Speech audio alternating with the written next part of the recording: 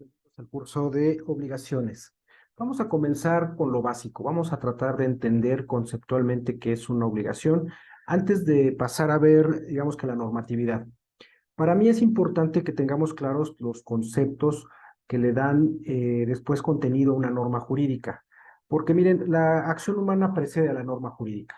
Entonces, en la medida en la que tenemos claro cómo funciona la acción humana, podemos entender, digamos, las particularidades de una legislación. Teniendo claros los conceptos, bueno, podemos aterrizarlo en la legislación de un estado que responde a a estos conceptos. Por eso es que mi intención es comenzar con ese tema.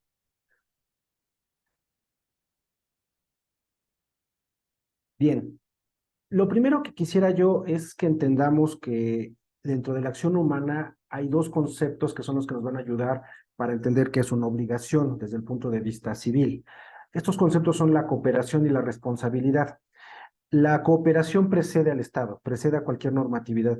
Es el ser humano, en la medida en la que ya tiene desarrollada una inteligencia, y yo les diría, a veces ni siquiera se necesita un lenguaje común, es capaz de ponerse de acuerdo para llegar a un fin.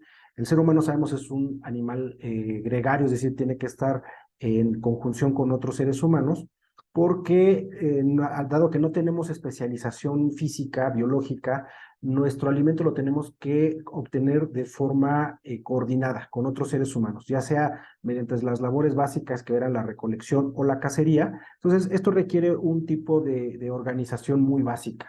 Por eso les digo, la cooperación como concepto antropológico precede a toda legislación. Entonces, entendamos que de eso hablamos. Hablamos de seres humanos cooperando para alcanzar a un fin. Y la otra es la responsabilidad, que tiene que ver también con una serie de normas de convivencia básicas que se determinan también en función de las características propias de una sociedad. En la medida en la que esas normas o esos límites, podríamos decir, que permiten la convivencia se rompen, bueno, pues también acarrean una serie de consecuencias. De otra forma, pues no funcionan como límites. Estos son los dos conceptos, digamos que de carácter antropológico básicos, bajo los cuales surge después ya lo que sería una legislación propiamente en materia de obligaciones. Aquí quisiera hacer nada más el apunte que en la medida en que han existido diferentes civilizaciones, han puesto diferentes énfasis en estos aspectos de cooperación.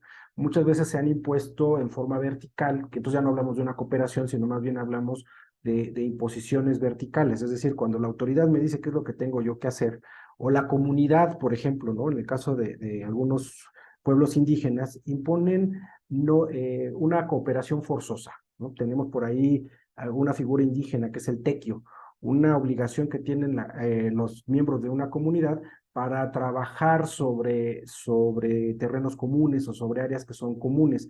No es optativo, es obligatorio. Ahí no hablamos propiamente de una cooperación, ahí hablamos de ejercicios de poder que pueden ser establecidos por una autoridad o en este caso por una colectividad. Entonces, cooperación tiene que ver con voluntad. Tenemos que, para cooperar, para estar realmente dentro de un concepto de cooperación, lo tenemos que hacer en forma voluntaria. Es por eso va a ser un concepto muy importante en la medida en la que lo observemos plasmado dentro de la legislación. Y como les decía, las sociedades han tenido diferente grado de respeto o de apoyo a a la libre cooperación de de las partes. Nosotros pertenecemos ya a una sociedad que a partir de principios del siglo XIX empezó a privilegiar la cooperación voluntaria. Antes que la habíamos tenido en algunas sociedades, en algunos periodos, pero ya digamos que esta generalización tan amplia se da a partir de principios del siglo XIX. Estoy pensando anteriormente, por ejemplo, en el caso de imperios como el veneciano, que tuvo mucha libertad para que las partes pudieran, las partes de los ciudadanos pudieran organizarse para establecer negocios. Otras sociedades eran sumamente rígidas. Aquí estamos hablando entonces del concepto de los actos voluntarios que el ciudadano o el miembro de una colectividad puede realizar con aprobación y con apoyo del derecho. Entonces, antes hubo sociedades que fueron muy rígidas y que no permitían tan ampliamente esta cooperación con ese reconocimiento por parte del Estado, ¿no? Entonces, si se llegaba a dar, bueno, eran en términos totalmente libres de coacción para hacerse cumplir. Entonces vamos a entrar al concepto moderno, Y esto es en donde la cooperación va a ser reconocida, pero también va a ser regulada y apoyada por la fuerza del Estado para hacerse cumplir en la medida en la que uno de los ciudadanos no quiera hacerlo, ¿no? Lo mismo tiene que ver con el caso de la responsabilidad. Ahora, vamos a entrar propiamente a la definición ya de carácter jurídico para nuestro sistema vigente. En un sentido amplio, vamos a concebir a la obligación como un vínculo jurídico que va a vincular a dos personas y que permite a una de esas personas, a las que llamamos acreedor, exigir de otra, a la que llamamos deudor, una conducta que puede ser de dar, hacer o no hacer. Y es importante para el concepto moderno que estas prestaciones puedan ser susceptibles de ser valoradas en dinero. Ahora bien, si regresamos al concepto que yo les decía, al de cooperación, me dirán, bueno, hay muchas veces que cooperamos, llegamos a un fin, pero ese fin no necesariamente es valorable en dinero. Entonces, efectivamente, la cooperación es más amplia que el concepto de obligación. El concepto de obligación pertenece al de cooperación, pero la cooperación es mucho más amplia. Entonces, en el sentido estricto jurídico, vamos a trabajar, en primer lugar, con dos personas, una llamada acreedor y una llamada deudor. Van a estar vinculadas a través de una serie de conductas que son el dar, hacer o no hacer. Este dar, hacer o no hacer son cosas que debe cumplir el deudor y el acreedor tiene la posibilidad de exigir ese cumplimiento. ¿Y por qué es importante que sean susceptibles de ser valoradas en dinero? Porque en última instancia, las obligaciones que no son cumplidas en forma voluntaria y que acudimos al Estado para que nos force al deudor a cumplir, finalmente podrán ser ejecutadas mediante sentencias en dinero. Veremos que hay casos en donde se puede exigir cumplimientos in natura, es decir, tal como fueron pactados, pero no siempre es así. En última instancia, cuando no puede ser cumplido en forma natural, tiene que ser hecho mediante el pago de daños y perjuicios. Y en un sentido estricto, el concepto de obligación se va a referir a los aspectos pasivos del vínculo, es decir, la obligación es lo que el deudor debe. Esos son los dos sentidos que puede tener el concepto de obligación para efectos del derecho civil. Entonces, como ya les decía, vamos a tener jugadores en este esquema. Estos jugadores deben tener ciertas características. En primer lugar, una personalidad jurídica. Ok, es sencillo cuando hablamos hoy en día de personas físicas, porque toda persona física, pues tenemos ya la noción de que tiene una personalidad jurídica. En otras épocas no era tan claro, todavía en el siglo XIX, durante la mitad del siglo, más allá de la primera mitad del siglo XIX, hubo países que tenían reconocida la esclavitud, entonces esos esclavos no gozaban de una personalidad jurídica.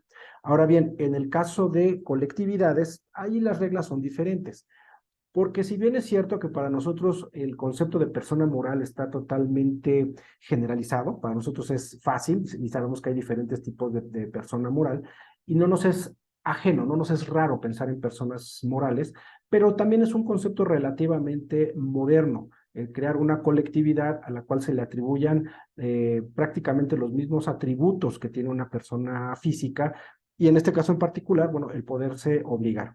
Hay casos grises en donde hay colectividades que van actuando, que el derecho a veces pretende darles como que una regulación como grupo, pero no es claro que tengan una personalidad jurídica.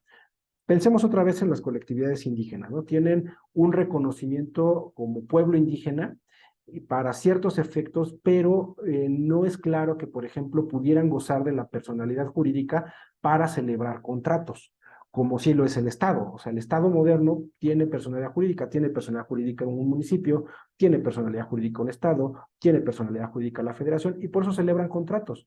Pueden recibir préstamos, pueden contratar cosas, pueden obligarse a hacer cosas. Una comunidad indígena no es claro que tuviera personalidad jurídica. Entonces, debemos para tener obligación tener total certidumbre de que efectivamente se tiene una personalidad jurídica. Otro de los elementos, pues, es la capacidad de goce, que está íntimamente relacionada con la personalidad. En el caso de personas físicas, pues es totalmente amplia, salvo que hubiera algún tipo de restricción legal impuesto por alguna sanción, por ejemplo. Mientras que en el caso de personas jurídicas o colectivas, muchas veces se asocia esta capacidad de gozo, o más bien se limita en función del objeto social que tiene esa sociedad. Ahora bien, el siguiente elemento pues es el poder tener una capacidad de ejercicio, es decir, poder directamente obligarme, poder directamente defender mis derechos y obligaciones, exigir el cumplimiento o cumplir directamente. Esta capacidad de ejercicio en términos naturales lo tiene una persona física, como lo debe tener una persona moral a través de sus representantes. Sin embargo, en la naturaleza y en el derecho se reconoce que no toda persona física goza de una capacidad de ejercicio, que es el caso del menor de edad. Entonces, cuando una persona nace, bueno, tiene personalidad jurídica, claro, tiene una capacidad de goce, sí, pero su capacidad de ejercicio, pues no es acorde con la naturaleza y por eso el derecho lo restringe y se ejerce no directamente, sino a través de los legítimos representantes, que en el caso de un menor de edad, pues serán sus padres. Mientras que en el caso de un mayor de edad también se le puede restringir la capacidad de ejercicio cuando, pues por cuestiones de la naturaleza, de enfermedades o de accidentes, no tienen una capacidad de autogobernarse y es cuando entramos al fenómeno de la interdicción, en cuyo caso pues se nombra también a un representante que se ha encargado de llevar a cabo el ejercicio de la personalidad, es decir, ejercer la capacidad de ejercicio. La legitimación, que tiene que ver con la posibilidad de ser titular de los derechos en particular que se están llevando a cabo dentro de la obligación, y surge la duda también si los sujetos en una obligación pueden ser sustituibles, como vamos a ver a continuación. Y también estos sujetos pueden ser determinados o determinables. Cuando dos personas celebran un contrato, hay dos personas perfectamente identificadas, celebran voluntariamente un contrato, tenemos un acreedor, tenemos un deudor, entonces ahí no hay ninguna duda. Sin embargo, hay situaciones en las que el sujeto no necesariamente está determinado al momento de que nace la obligación, pero puede llegar a ser determinable. Tiene que haber la regla de determinabilidad. Es decir, dentro del contrato, por ejemplo, un contrato con una estipulación a favor de un tercero que va a cumplir una cierta condición, un premio, por ejemplo, esa persona deben estar establecidas perfectamente las reglas de cómo saber qué persona es la que va a gozar de ese derecho. También llega a suceder, por ejemplo, en el caso de obligaciones, que antes eran de carácter civil, hoy ya son de carácter mercantil. Se establece, por ejemplo, a través de un pagaré, un documento que puede circular, y esa obligación existe, sí, sí existe. ¿Por qué? Porque yo como deudor la firmé y existe adherida al documento. Sin embargo, ese documento puede circular y en un momento puedo yo perder de vista dónde está mi acreedor, quién es mi acreedor. Sin embargo, si bien no lo puedo determinar porque no sé en este momento quién tiene el pagaré porque ha estado circulando, sí puede ser determinable. ¿Cómo va a ser determinable? Cuando comparezca con el título, con las cadenas de endosos a reclamar la obligación. Entonces, a eso es a lo que se refiere. Ahora, como yo les decía, existe la duda si pueden ser sustituibles o no los sujetos de las obligaciones. Dentro del derecho romano no se reconocía la posibilidad de que se sustituyeran a las partes, mientras que el derecho francés sí reconoció la posibilidad de sustituirlo mediante la cesión de deuda y el pago por subrogación, que en su momento veremos a qué se refieren, pero nada más en esos casos y no permitían que se sustituyera al deudor. No les parecía lógico, ¿no? O sea, si yo tengo una deuda, ¿cómo es que a mí me va a sustituir alguien si a mí el acreedor me prestó el dinero, pues pensando en mi capacidad de pago? Y el acreedor, pues no necesariamente tiene garantía de que el nuevo deudor tenga la misma capacidad de pago que tengo yo. Por eso es que a los franceses no les parecía lógico ni compatible el que hubiera la posibilidad de sustituir al deudor. Sin embargo, el derecho alemán sí permitió la sustitución o el cambio del deudor. Ahora, hay figuras en donde este cambio del deudor o el cambio de cualquiera de las partes se da de manera natural y podríamos decir incluso forzosa, que es el caso de la causabiencia, que es, por ejemplo, cuando una persona muere. Al momento de morir una persona, sus herederos son sus causabientes, reciben todo el patrimonio. ¿Sí? Llámese las partes activas, como pueden ser unos contratos en donde fungía la persona fallecida como acreedor, pero también los pasivos. Y entonces, estos herederos, obviamente sujeto a ciertas reglas, que es como el del beneficio de inventario, pero también se vuelven en principio deudores. Entonces, a través de la causabiencia se da también una forma de sustituir totalmente la figura de una de las partes, puede ser de un acreedor o de un deudor. Y en el caso de derechos personalísimos, bueno, pues ahí sí no puede ser susceptible de ser transmitido o ser sustituido una de las partes, ¿no? Por ejemplo, si yo otorgo una pensión vitalicia a una persona en función de que pues tengo una relación de parentesco o amistad, no puede ella sustituirlo, no puede, ¿sabes qué? Voy a cederle a alguien más para que esa persona goce de la pensión que tú me otorgaste. ¿Por qué? Porque la di en función de sus características personales, por la amistad o por el parentesco que tengo con esa persona y mi voluntad de hacerlo, pero la nueva persona pues ya no tengo yo ese vínculo, por eso se considera de carácter personalísimo y no es posible hacer esa sustitución en esos casos. Ahora bien, vamos a estructurar. Ya tenemos a los jugadores, ahora vamos a saber a qué van a jugar. En derecho romano se concebía como tres formas de que podía traducirse una obligación o aterrizarse una obligación, que era el dare, facere y el prestare. Mientras que en el derecho francés ya se estructuró de otra forma. Se estructuró como la obligación de dar, de hacer y de dejar de hacer, que es la que nosotros heredamos. Entonces, en nuestra estructura del derecho civil, vamos a tener estas tres formas en las que se puede aterrizar una obligación.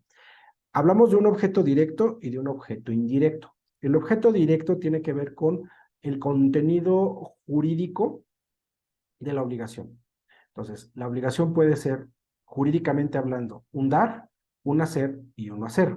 ¿Por qué es importante tener esta forma de división?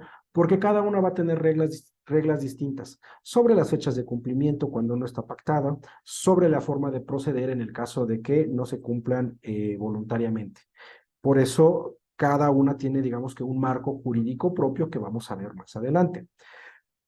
Y el objeto indirecto desde este punto de vista, bueno, es el contenido material. Si hablamos de una obligación de dar, pues entonces es la cosa que yo voy a dar. Si estoy vendiendo, por ejemplo, un auto, pues ese auto es la cosa, es el objeto indirecto. ¿Cuál es el objeto directo, el contenido jurídico? Pues mi obligación de transmitir la propiedad del vehículo y de entregarlo, ¿no? Incluso podríamos decir, entregarlo junto con toda la documentación correspondiente, ¿no? En el caso de las obligaciones de hacer y de no hacer, el contenido material pues es el hecho. Si yo, por ejemplo, me obligo a prestar un servicio profesional, ese servicio profesional pues es el hecho, que es el contenido indirecto. Y en las obligaciones de no hacer, puede ser, por ejemplo, dentro del esquema de las franquicias, el franquiciante se obliga a no otorgar franquicias de la misma marca dentro de un radio determinado de donde yo me voy a establecer. Entonces, yo soy el franquiciatario, si yo compro una franquicia y el dueño de la marca me dijo, ¿sabes qué? Pues dentro de las obligaciones no voy a poner en 1 kilómetro a la redonda otro establecimiento similar a este tipo para que pues tú tengas una ventaja comercial. Entonces, el establecer establecimientos comerciales con esa marca es el hecho del cual debe abstenerse, en este caso, el franquiciante.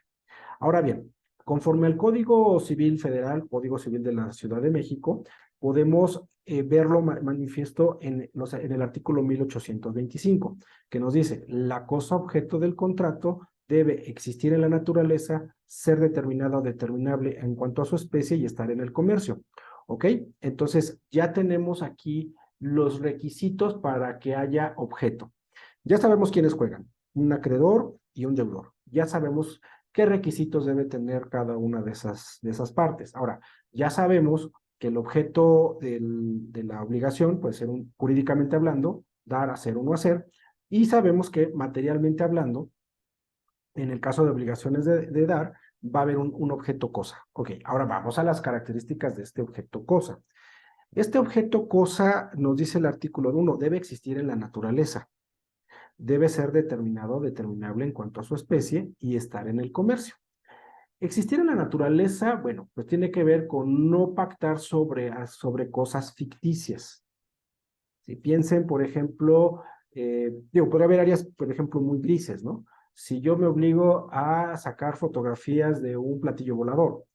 Hay personas que me dirán, no, eso sí existe, y hay muchas personas que me dirán, no, no existe, ¿no?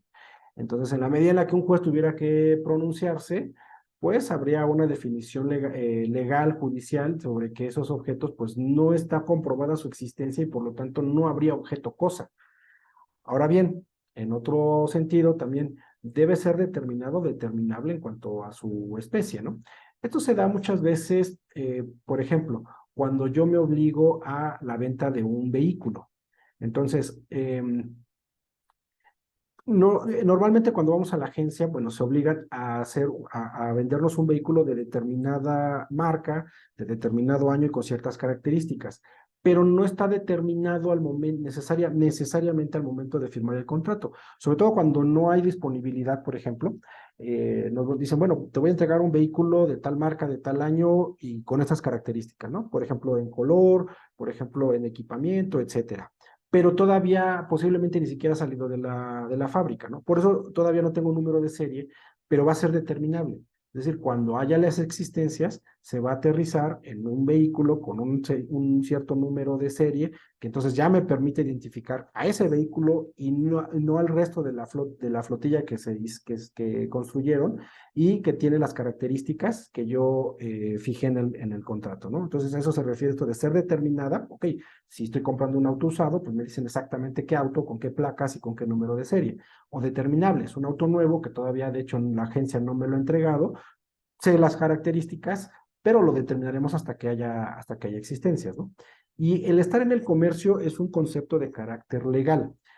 Hay ciertos objetos cuya tenencia y cuya comercialización está prohibida. Entonces, pensemos directamente, por ejemplo, el caso de las drogas. Ciertas sustancias perfectamente determinadas en la Ley General de Salud tienen prohibido una comercialización. Pueden ser objeto de otro tipo de actos jurídicos. Por ejemplo, para efectos de investigación, por ejemplo, para efectos algún tratamiento experimental, eh, pero no es propiamente un comercio. Comercio es que podamos hacer cualquier tipo de acto jurídico libremente, que no está restringido.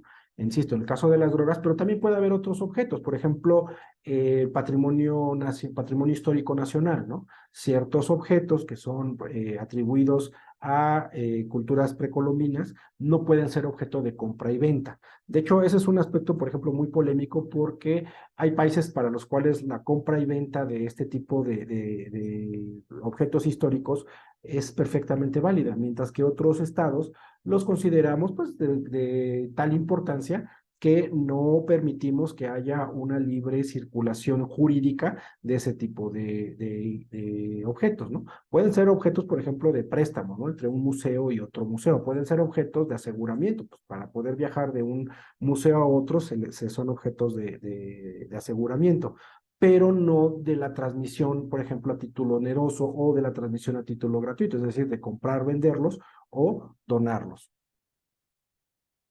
Ahora bien, un aspecto que tiene que ver con las cosas futuras pueden ser objeto de un contrato.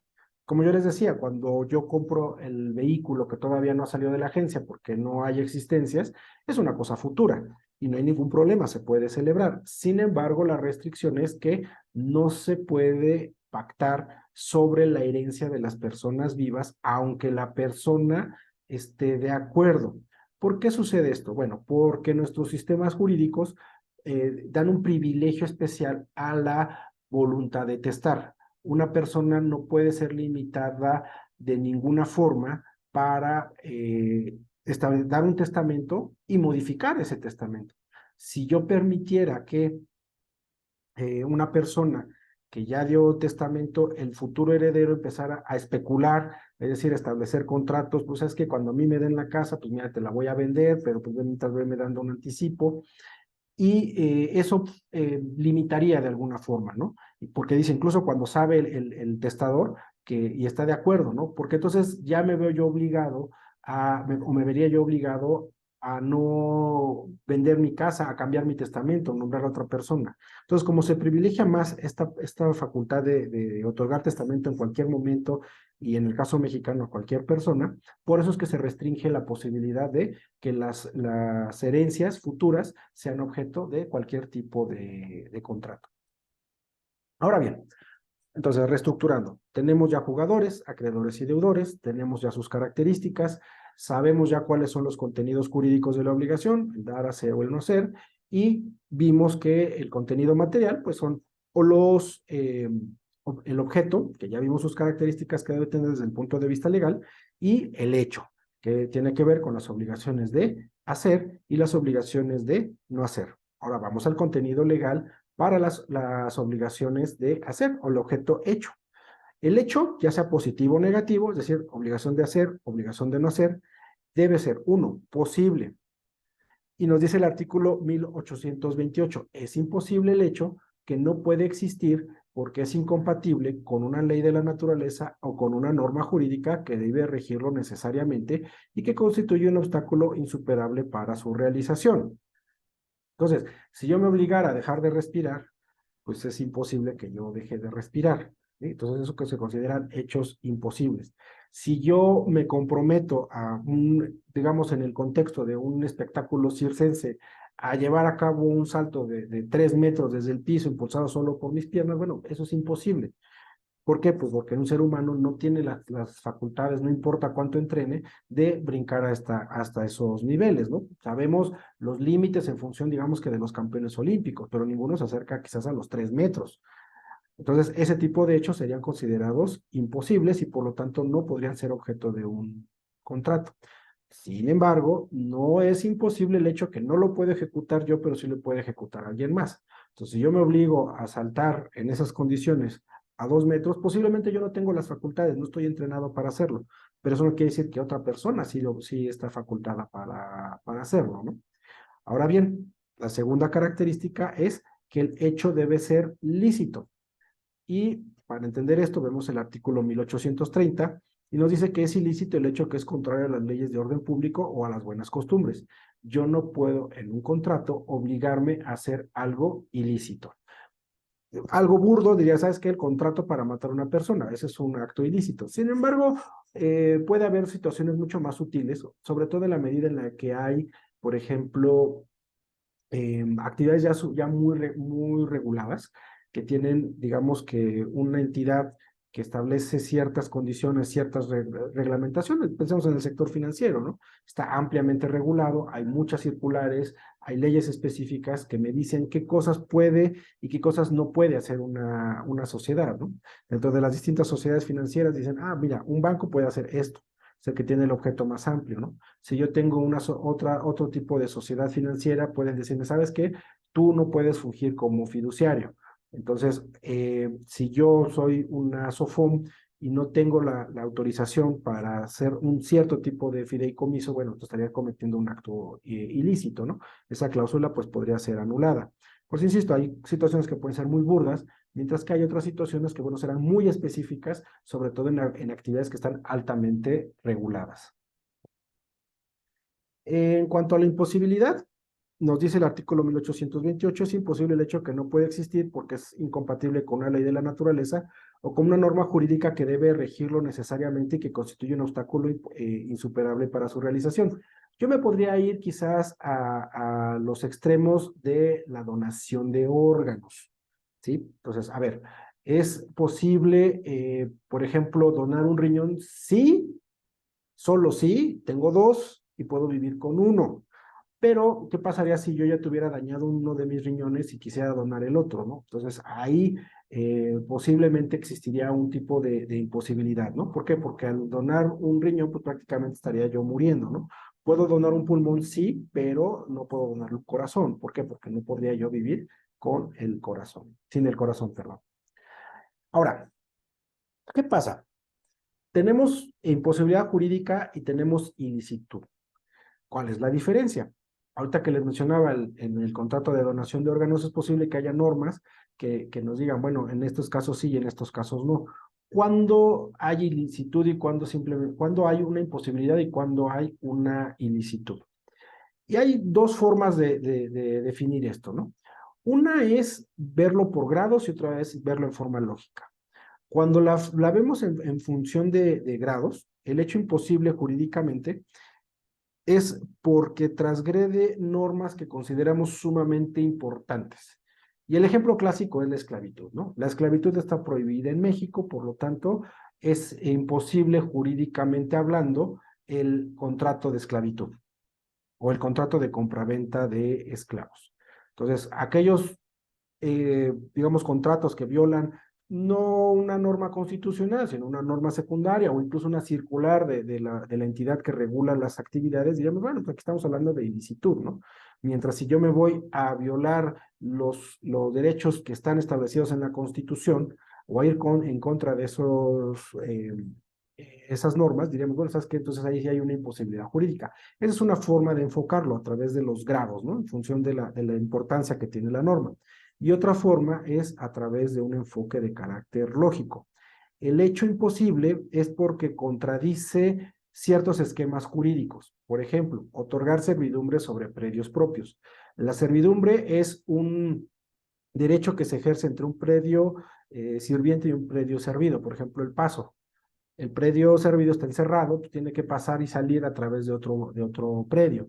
Pero si los dos predios son de la misma persona, entonces ahí no podemos hablar de que haya una servidumbre, simplemente está pasando un dueño por dos de sus terrenos que están separados registralmente hablando, ¿no? Pero no habría lógica en establecer una servidumbre sobre dos predios que pertenecen a la misma persona, ¿no? Mientras que el ilícito lo que hace es transgredir normas prohibitivas, ¿no? Por ejemplo, fraccionar un predio más chico de lo que establece la norma. Bueno, eso sería ilícito, pero está dentro del esquema normativo. Si yo tengo un predio de cierto tamaño, puedo dividirlo. O sea, eso es posible. Pero si yo estoy violando las normas administrativas que me dicen cuál debe ser el tamaño del predio más chiquito posible, entonces sería un ilícito. Y esas dos son las formas de valorar la imposibilidad jurídica y la ilicitud. Como yo les decía, dentro de las características que deben tener las obligaciones es que puedan ser valorables en dinero. Ok, ahí entonces tenemos una valoración que debe ser, ojo, de acuerdo al mercado y, diríamos, al uso de la moneda. ¿Por qué? Porque podemos tener nosotros cierta valoración sentimental por las cosas, pero eso no es lo que vale para determinar, digamos que el contenido de una obligación o que la obligación puede ser valorable en dinero. Para ser valorable en dinero no es que para mí vale mucho porque era de cierta persona o porque tiene un carácter eh, sentimental y por eso le doy un precio mayor. Las personas tendemos a veces a darles una valoración monetaria mayor a las cosas sobre las que tenemos sentimientos. Y en este caso tenemos que considerar que la valoración pecuniaria es, digamos que, un poquito más impersonal y es más objetiva en la medida en la que se da de acuerdo a un mercado, es decir, a oferta y demanda de bienes similares para una colectividad. Ahora bien, carácter jurídico de la relación, porque decíamos que la obligación era un vínculo de carácter jurídico entre dos personas, llamadas acreedores, llamadas deudores, mediante las cuales el acreedor podía exigir del deudor un dar, hacer, un no hacer, y ya vimos esas características. Ahora, podríamos preguntarnos, ¿por qué el derecho le atribuye ciertos efectos? ¿Por qué atribuye débito y responsabilidad? Lo que tenemos que considerar es que, como yo les decía, hay un concepto más amplio, que es la cooperación y es la responsabilidad. Entonces, hay ciertas formas de cooperación que son jurídicas, es decir, el derecho las reconoce, mientras que hay otras que son de carácter no jurídico. Y como ejemplo de estas no jurídicas, por ejemplo, el compadrazgo religioso. No es como tal una relación jurídica, eh, porque no se le puede exigir, por ejemplo, al padrino, el ahijado no le puede exigir al padrino el pago de alimentos, no le puede exigir una donación, no le puede exigir nada desde el punto de vista legal. Es decir, si existe esa relación social, se supone que está dotada de un grado de cooperación entre el padre y el compadre, es decir, una persona que auxilia, pero el derecho no les atribuye ninguna relación, por lo menos de carácter obligacional. No obstante, no quieren decir que sea la nada jurídica. ¿Por qué? Porque si existe este vínculo que es de carácter religioso, que no tiene contenido patrimonial, sin embargo, sí puede generar ciertos tipos de conflicto de interés, sobre todo, por ejemplo, en la función pública. Al momento de yo ejercer algún tipo de función pública, es posible que esta relación, es decir, la relación entre yo y mi padrino, sí genere un conflicto de interés que me obligue a tener que abstenerme de resolver cierto tema, ¿no? Porque la ley sí le atribuye cierto efecto, ¿no? Ahora, débito y responsabilidad. Por un lado, esta parte de la exigibilidad, es decir, que yo como acreedor pueda ir y exigir, es una parte sustancial de la relación, ¿sí? Yo puedo recibir aquello que se comprometieron a darme. Puedo ir y exigirlo, puedo ir y requerir de pago. Esta parte sí es sustancial dentro de la obligación. Pero la exigibilidad coactiva, eso ya es accidental. ¿Por qué? Porque, uno, ¿puedo yo gozar de lo que se habían obligado a darme? Sí, sí puedo yo gozarlo, ¿no? ¿Pueden obligarme a regresar lo que ya me habían pagado? No, no pueden obligarme a regresar lo que me pagaron como consecuencia de una obligación. Pero no toda obligación necesariamente tiene que ir a tribunales. Uno, porque no necesariamente lo quiere hacer valer el acreedor, es decir, bueno, pues me pagan bien, si no me pagan, no quiero llevar a mi deudor a un tribunal, porque puede ser caro, ¿sabes qué? Me sale más caro demandar que lo que me van a pagar, porque tengo una relación personal y no quiero afectarla, entonces prefiero no ir a tribunales, o simplemente porque dejé pasar el tiempo y la acción judicial prescribe. Pero eso no quiere decir que no había una obligación válida, que no tenía ese grado de exigibilidad. ¿Sí? Entonces, lo que es contingente es si vamos o no a tribunales, pero de que debe ser exigible desde el punto de vista jurídico para hacer una obligación legal, sí debe ser exigible, ¿no? Ahora bien, la responsabilidad es las consecuencias por el incumplimiento a una obligación. Si yo incumplo una obligación, voy a tener entonces una responsabilidad. Esa responsabilidad puede ser traducida, por ejemplo, en el pago de daños y perjuicios. O, por ejemplo, en la pérdida de derechos. Cuando yo no pago la pensión alimenticia a un menor, después de cumplir ciertos requisitos, me pueden sancionar con la pérdida de la patria potestad.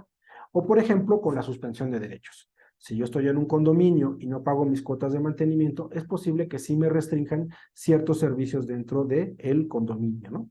O, por ejemplo, que perdamos una cierta legitimación.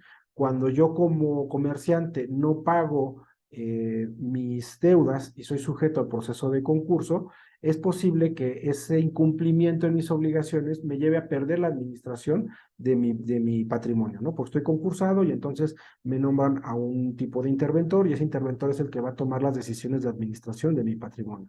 Entonces, toda esta gama de opciones existen cuando yo incumplo con una obligación, que insisto, va desde pagar daños y perjuicios, perder algún tipo de derecho, que se me suspenda algún tipo de derecho, o bien que incluso pierda legitimación, por ejemplo, para administrar mi patrimonio.